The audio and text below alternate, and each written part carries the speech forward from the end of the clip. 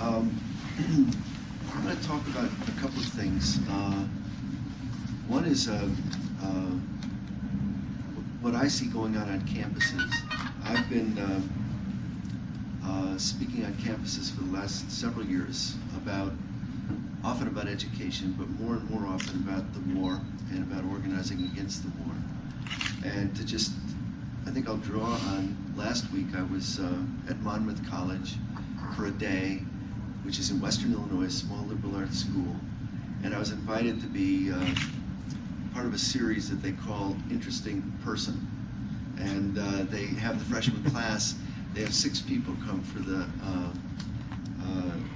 in the course of the year, and the entire freshman class attends a lecture and then interacts with this person.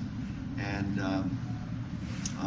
my talk there was called Emancipate Yourselves from Mental Slavery, the Requirements of Living a Moral and Educated Life. And I took the line from Bob Marley's Redemption song, of course. And it was a really interesting interchange, not untypical of what I've experienced on other campuses, and so I want to draw on that. And the second thing I want to draw on is I've been involved for a couple of years in Chicago with a coalition of people who've been coming together around the theme of movement building. We've had what we've called the Movement Building Institute going every summer. And we had an event 2 weeks ago called a Festival of Democracy. And I want to describe that a little bit. Because I think it has, important perspectives for MDS, and I at least want to argue a perspective of how our work should move forward, both within MDS and beyond. And maybe to start, I'd like to just locate what I think the moment is we're living in. And there's kind of a couple of aspects to it that are worth mentioning. One is kind of a list that I have drawn up, and both of my comrades mentioned aspects of it. But this is not the whole story of what's going on in America, but it's, I think, an indisputable, very bright thread running through all of our efforts. And the way my list begins is like this: empire resurrected in the name of a renewed and powerful patriotic nationalism, war without end, announced and advertised. This war will never end, and that's what we're in for. Identification of opaque enemies as a unifying cause to bring us together. Unprecedented and unapologetic military expansion and militarism in the schools and in every aspect of civil life. White supremacy, intact and unyielding. Rampant sexism and organized campaigns to violate the rights of women and girls. Mass incarceration and disenfranchisement. Intertwining of religion and government. Unprecedented concentration of wealth. Overwhelming greed, putting planetary survival in question. The shredding of constitutional human rights and the hollowing out of any understanding of democracy. Corporate power unchecked. The creation of popular movements based on bigotry, intolerance, and the threat of violence, and the scapegoating of certain targeted and vulnerable groups, most notably around the issues of gender identity. Fraudulent elections, disdain for the arts, and for intellectual life generally.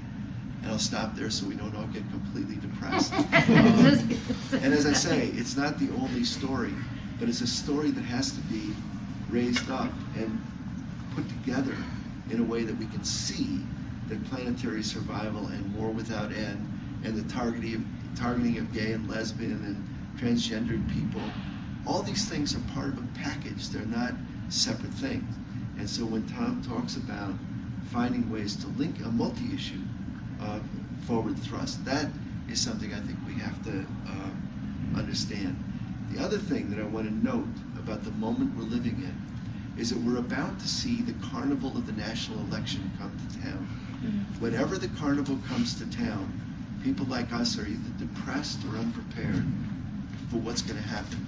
But I can tell you, and I think you know, what's going to happen, which is we're going to not only get candidates who we can't stomach, and many of us, myself, all my life, I've held my nose and voted for the lesser of two evils at the last minute. I've never conflated that with democratic action, but I've always done it.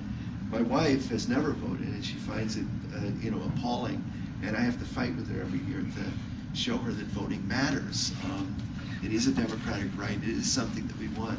My favorite example of this when we were living in New York City was that we defeated a prison bond issue 25 years ago by the narrowest of margins because of downstate New York City votes, right?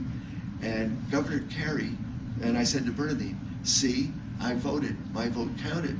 You didn't vote, you're nuts. And 5 days later, Governor Kerry found the money to build the presence anyway. And she said, see, it's a fraud. And you were outflanked, you idiot. And then 5 days after that, our brother-in-law, Haywood Burns, filed a lawsuit with the National Lawyers Guild and prevented prisons from being built for 10 years based on the vote. Does it matter? Doesn't it matter? You know, we can argue about this. It's not the center of the issue that I want to raise. What I want to raise, what's predictable, is that we'll get lousy candidates. And then, as the thing gets closer and people get more panicked about the outcome, droves of young people, hundreds of thousands of young people will pour into the campaign. And they'll pour into it without an analysis, without an understanding of what's going on, without the hope of coming out of it stronger and smarter, win, lose, or draw, and with the illusion that this is what it means to be politically active. That's the catastrophe. It's not that they shouldn't pour into things and get excited about one thing or another. It's that we leave the field open to kids from the University of Wisconsin. I guarantee you there'll be 5,000 kids from the University of Wisconsin canvassing the Midwest about whoever, Hillary, Barack, Edwards, whoever. But it won't lead to a deeper analysis, nor will it lead to a lifetime commitment of political activity. That's our challenge. Our challenge is to see the world we're living in, recognize that the festival, the carnival is coming to town, and figure out a way to get grassroots organizations linked together with a strategy so that when kids do come pouring into this, they have some place to go. And this is what we've been working on in Chicago for a couple of years. And I commend to you in Austin and New York and Ann Arbor, something like this. So let me tell you what we've done. What we've done is we've tried to build a conversation between labor, immigrant rights organizations, women's organizations, gay and lesbian rights organizations, grassroots organizations, NGOs, community organizers, academics, so that we can come together in a forum to do two things, really. One is to see the ways in which our issues link, that actually it is the case, as I said a minute ago, that planetary warming is all about war, and war is all about planetary warming. Seeing that connection is harder than it appears sometimes, and it takes analysis. But the analysis can't be done by some guru sitting in a think tank.